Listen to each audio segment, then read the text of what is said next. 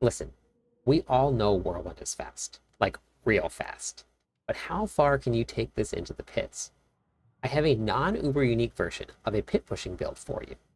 If you do have Uber uniques, I have it set up that all you have to do is click and your build will still run perfectly.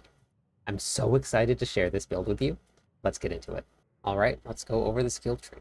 I'm going to do 2 points into Lunging Strike to unlock core skills. Whirlwind, again, is still not a damage dealer, so we're only going to put 1 point into Whirlwind, and then we're going to go 1 point into Enhanced Whirlwind. We're going to go 3 points into Pressure Point. This will help give us some vulnerable damage to enemies. We're going to do 3 points into Imposing Presence. This is going to give us a bunch of life. We're going to do 3 points into Martial Vigor. It's going to give us 12% damage reduction from Elite. We're going to go into Rallying Cry all the way down through Strategic Rallying Cry. This is going to give us our Fortify, also going to give us a source of Unstoppable and additional movement speed. For this build, we're going to be taking Iron Skin, so we're going to go all the way down through Tactical Iron Skin. This will give us a heal, a barrier, as well as more Unstoppable with one of the aspects that we're going to be using later. We're going to do 1 point into Challenging Shout, and then 1 point into Enhanced Challenging Shout, so we gain a little bit of extra life when we use Challenging Shout. We're going to do 1 point into Warcry.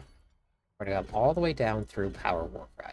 We're going to need the damage when we're going to be clearing packs, so when there's 6 enemies or more, we're going to get an additional 10% bonus when we use Warcry. We're going to take 3 points into Booming Voice, and then 3 points into Guttural Yell. We're going to do Leap. This is going to be a source of Fury at the beginning, but it's also going to be the source of our Berserking. We're going to do all the way through Power Leap. Anytime we damage at least one enemy, we gain 40 Fury. So at the very start of a dungeon, you leap onto something, your Fury fills up. We're going to do 3 points into Aggressive Resistance. This is going to give us additional damage reduction while we're Berserking. We should be Berserking the entire dungeon, so this is going to be a ton of damage reduction as we go. Battle Fervor, we're going to take 3 points. This is going to be where our Berserking comes from. Whenever we damage an enemy with Leap, Battle Fervor is going to give us 3 seconds of Berserking the entire time. For a little extra Fury generation, we're going to do 3 points into Prolific Fury. We're going to do 1 point into Pit Fighter so that we can unlock Slaying Strikes. This is a pit pushing build. When we get our bosses below 35% life, that's when they enter injured stage. We're going to get an additional 23% increased damage to them.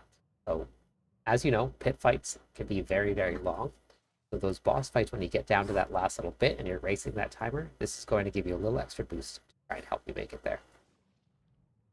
We're going to do 1 point into Thick Skin, and then 3 points into Counteroffensive.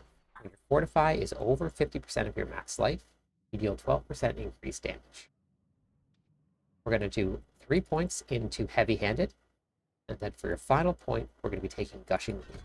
Gushing Wounds is one of the most important things to look at when you're looking at a bleed build. The reason is, when causing an enemy to bleed, you have a chance equal to your critical strike chance to increase the bleed amount by 140% multiplicative of your critical strike damage bonus. So what that means, you go into your stat line, I have 80% critical strike chance. That means I have an 80% chance to proc Gushing Wounds. When Gushing Wounds procs, takes your critical strike damage, then multiplies that by 140%, and then that is what is applied to your bleed. Your bleed also goes through a whole bunch of different multipliers, which is where we get to see the incredibly high bleed builds that we're seeing right now. In order to get this build to run properly, crit chance is incredibly important, and not ignore it. This is probably one of the most important stats in order to get a bleed build to run. Without this, you don't do as much damage and you do almost no damage sometimes. How I built this character, I took any single piece of gear that could roll critical strike chance, which is your gloves, amulet, ring, and your ring. I took whatever I had with critical strike chance greater affix. Attack speed does not work for a whirlwind build, but this was the only thing that I had. So I put this on. I got very lucky here. You don't have to roll triples. This was just my very first try. It just went there. So when you're building this build, find anything that you have in your bag with a greater affix of critical strike chance. The rest of the stats don't matter until you get your critical strike chance to about 75%. Then you can start looking for gear with other aspects. But when you build this build for the beginning, just remember, critical strike chance is how you do damage. If you don't have critical strike chance, you don't proc Gushing Wounds, then you don't do bleed damage. let's take a look at the Paragon board. In the starter board, we're going to be running Wrath.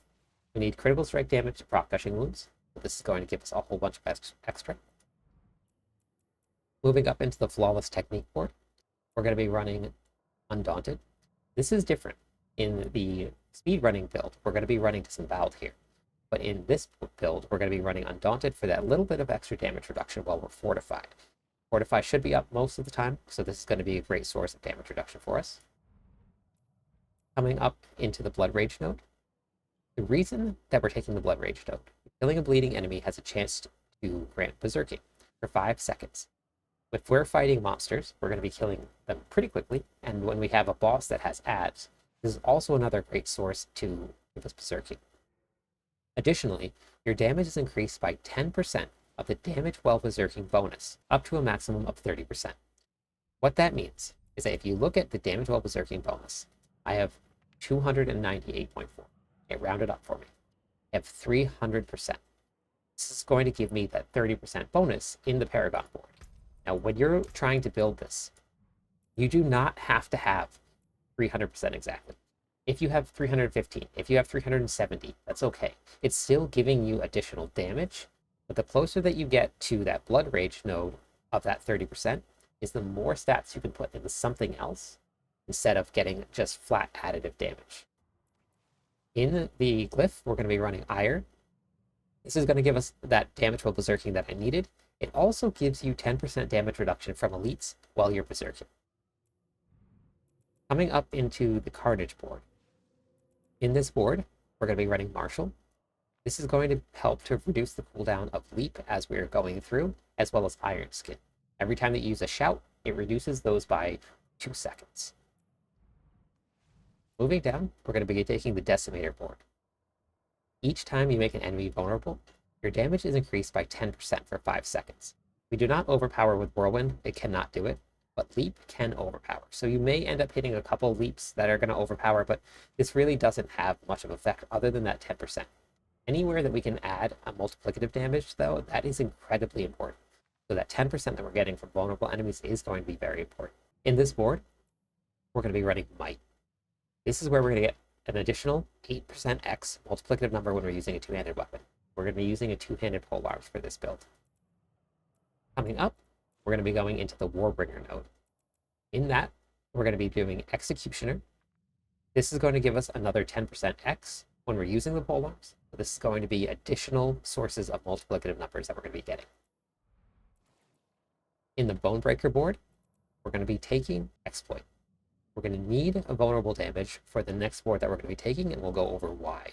This also makes enemies vulnerable for 3 seconds the very first time you hit them. That can only happen once every 20 seconds, so we have other ways of making things vulnerable. Remember, we took Pressure Point in the skill tree to help out with that, because vulnerable is going to be incredibly important. Looking at the last board, we're going to be running Hemorrhage.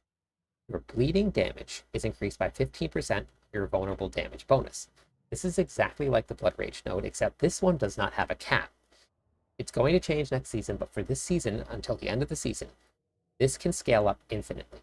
So 125% is the bonus that I have, because I have 1,000 vulnerable damage right now, and that converts into that 125% multiplier for your bleed. So we have bleed from gushing wounds, we have bleed from hemorrhage node, we also have bleed from cut to the bone, all being multiplied. That's where we get to see all of these really, really high bleed numbers, and that's where these builds actually come alive, which is why critical strike chance is so important. Without that, we lose that big proc from gushing wounds. That's the skill tree and the Paragon board. Let's go over the aspects, affixes, and all of the tempers. For the helmet, we're going to be running Relentless Berserker. Damaging an enemy with a core skill has a 30% chance to extend the duration of berserking by 2 seconds. Double that duration if it's a critical strike. Anytime that we hit anything with Whirlwind, we have a chance to increase the duration of berserking. Without berserking, we do 0 damage. For the affixes here, we're going to be running Strength, Max Life, and Fury per second. The reason that we're running Fury per second, we're going to be losing the 20% resource generation from the Harlequin's Crest. Also going to be losing the 50% resource cost reduction from Starless Sky. This is going to help keep our Fury up. If you are not having any Fury issues at all, then you can put cooldown reduction for the tempers. Now, My gear is not exactly where I want it to be. Most of this was my speedrunning gear. Follow along the planner that's going to be in the description. That will have the optimal setup for how I want this build to run. For the pit pushing build, I actually don't want to be running crowd control duration. Because we're going to be using Iron Skin, barrier generation is going to increase the amount that Iron Skin gives us as a barrier. We want to be running barrier generation over crowd control duration. So follow the planner. It's all going to be in there for exactly what we want to be running. So for the tempers, we're going to be running barrier generation and imposing presence. For the chest piece, we're going to be running Undying. When you cast a skill, you heal for 2% of your life. Double that bonus if you're below 50%. When you're running these Whirlwind builds, you're going to be tapping Whirlwind. It's going to increase the Dust Devils that we cast, and it's also going to be casting Undying. Make sure that as you're running through, you don't just press and hold the Whirlwind button. Tap it as you go. For the affixes, we're going to be running Max Life, Fury per second, and Resistance to All. In order for me to hit my resistance cap, I needed to have a greater affix. If you don't find anything with a greater affix, then you can always put one master working point into here, and that should get you there. For the tempers, we're going to be running barrier generation and imposing presence. For the gloves, we're going to be running a cursed touch. Lucky hit chance up to a 35% chance for your skills to inflict vampiric curse on enemies. Enemies with a vampiric curse are vulnerable. This is going to be a great option for making sure that we have vulnerable damage up all the time. If this is something that you're not running into an issue with and your vulnerable damage is up constantly, then you can always put something like concussive strikes on. While you're clearing trash, this will give you an additional 20x multiplier. It's going to be a great way to get to that boss just a little bit faster. For the affixes, I don't want attack speed here, and I don't want critical strike damage. And again, follow the planner because that'll have what I need in there. I want to be running strength, critical strike, vulnerable damage. I needed to hit that damage while berserking bonus, so I put damage while berserking on here for the tempers, and then we're going to run barrier generation as well. For the pants, we're going to be running Iron Warrior. This makes our Iron Skin a superpower. Gives us unstoppable and 35% increased damage reduction. For the affixes, we're going to be running strength, max life, and then armor. That's going to get us to that armor cap. For the tempers, we're going to be running barrier generation and imposing presence. For the boots, we're going to be running Ghost Walker. Whenever we become unstoppable, and unstoppable is going to come from Rallying Cry and from Iron Skin because of the Iron Warrior, we're going to be gaining an additional 25% movement speed, and this will allow us to move through enemies freely. This means that we won't get trapped if there's something below our feet that we have to move out of. For the affixes, we're going to be running movement speed, resistance to all elements. If you do not have a greater affix for resistance to all, put one master working roll into this if you can. That will get you your resistance to the cap. For the tempers, we're going to be running barrier generation and movement speed. For the bludgeoning weapon, we're going to be running berserk ripping. This is where all of your damage is going to come from. Whenever you deal direct damage while berserking. Now remember, while berserking. Inflict 60% of the base bleed dealt as bleeding damage over 5 seconds. You have to be berserking for this to come into play, which is why it's so important that we're going to be running Leap, that's going to give us berserking, War Cry, that's going to give us berserking. The Blood Rage node will also give us berserking, and then that's why we're going to be running Relentless Berserker. Make sure that we keep berserking up as long as we possibly can. If it falls off, we get no bleed, and if we get no bleed, we do no damage. For the affixes here, we're going to be running Strength, Max Life, and Vulnerable. And for the tempers, we're going to be running Dust Devils, chance to cast twice, and critical strike damage. For the dual wield weapon, we're going to be running Fierce Winds here. Your shouts create 3 Dust Devils. Your Dust Devils are also 20% bigger, and they deal 1% increased damage for each 1% of their size increase. We already get 20% increase from their size as the aspect, and we're going to be running increased size on our weapons. That means that we're going to go up to 100% increased damage for our Dust Devils because of this aspect here. For the affixes, we're going to be running Strength, Max Life, Vulnerable Damage. And then for the tempers, this is where we're going to get our Dust Devil size. We're going to get Dust Devil size and then critical strike damage. For the other dual wield weapon, we're going to be running Intercom. Now, I know Intercom says that you get a bonus when you're standing still. We still get the 10% increase bonus all the time. That is always there, and anywhere that we can add a multiplicative number, we're going to do it. This is one of the few that works with something like Berserk Ripping.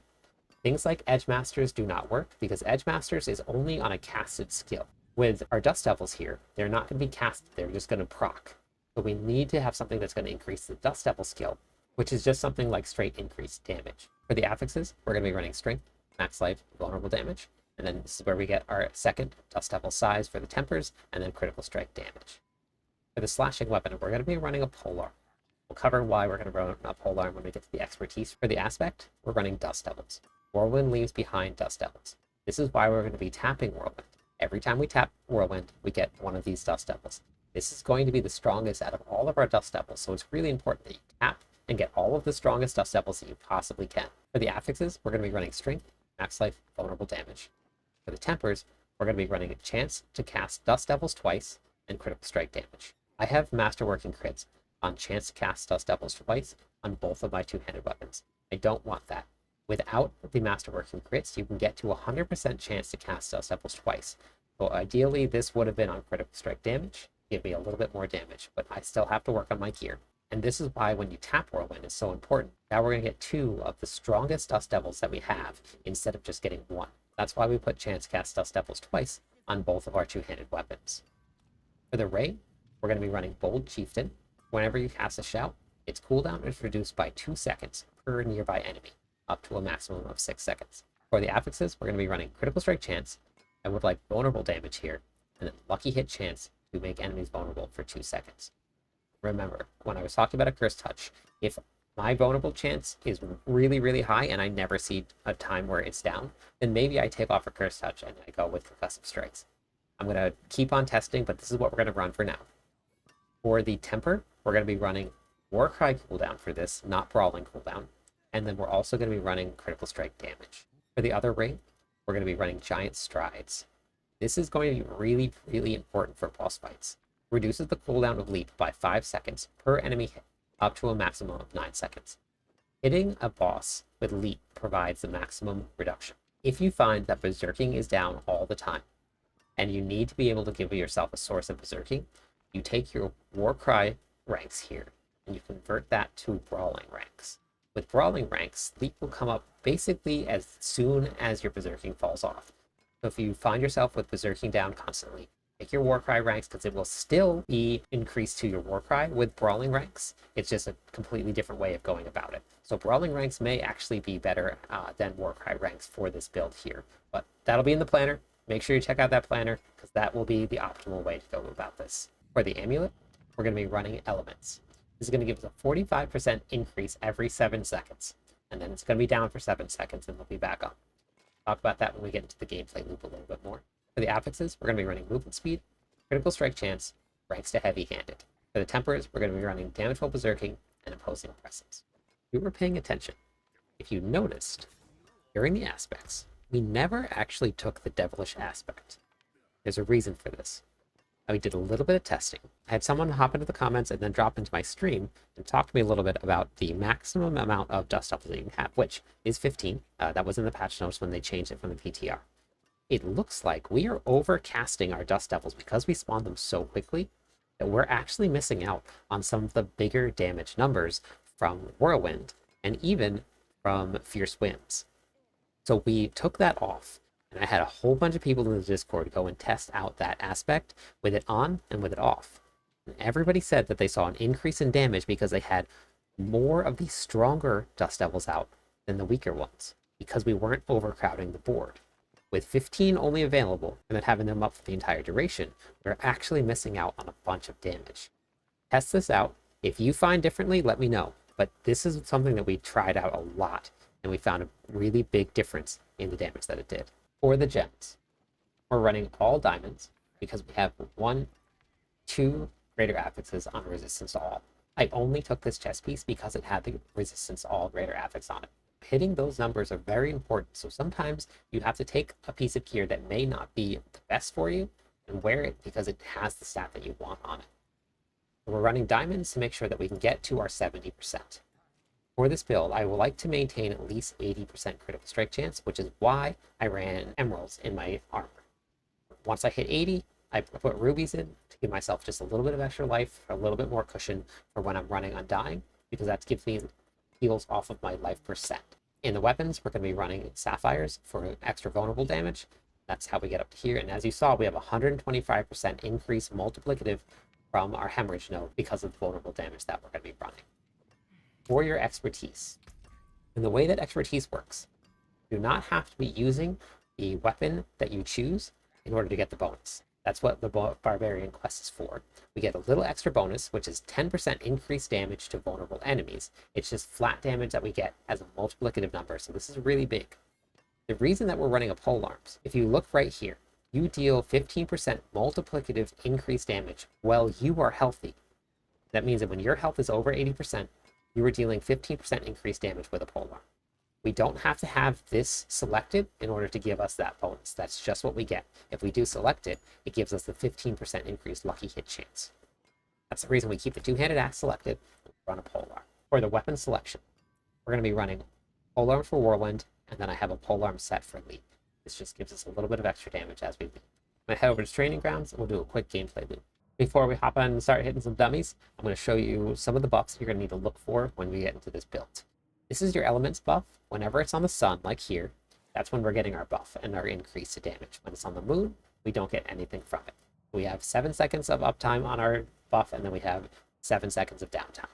The other one you're going to look for is going to be Berserking. It's going to be this purple one right here. This is going to be when we activate Berserk Ripping. A lot of our damage reduction is a very, very important number. We're going to be able to get that from our Leap, and we're also going to be able to get it from our War Cry. This gameplay loop is actually very simple. When we're running the non-Uber unique version, you look, I have max Fury. I haven't hit anything, I haven't done anything, I've just been standing here. It's not like that unless you're running Fury per second. Because I have so much Fury per second, this fills up incredibly fast. Let me show you exactly how fast this fills up. So if we just spend all of our Fury, and we're not hitting anything, I'm just holding the button. As soon as we stop, it fills up incredibly fast. This is going to be a great source of generation as we're hitting. So for the gameplay loop, as soon as you zone into the dungeon, you're going to have Fury. All you have to do is you're going to run over, you start whirlwinding. And remember, we want to be tapping the whirlwind button. That's going to help keep our Fury up. We need Berserking, because I'm not doing, if you look here, there's no bleed going out. We're not doing any damage whatsoever. We're doing a couple million, and that's not going to be enough. As soon as Berserking goes up, if you stop here, now you're going to see all of the bleed damage going out. So it is incredibly important that you always have Berserking. Now let's say that my War Cry is on cooldown and I don't have any way to get Berserking up. War Cry is on cooldown. If you leap onto a target, get Berserking. Now, it doesn't last for very long, but if you watch my Berserking as I'm going through, you'll see it constantly refreshing, and that refreshing is all from Relentless Berserker. Now it fell off, I just leap again, and now it comes back up. So the refreshing part here is from the Relentless Berserker, which is your aspect. You can bring it back up with Leap and then back up with War Cry. After that, you're going to try and save your Rallying Cry for those oh no moments if you need Unstoppable. And Challenging Shout you can spam on cooldown. These are all going to proc Dust Devils, and they will all do damage as long as you're Berserking. That's the gameplay loop. That's the build.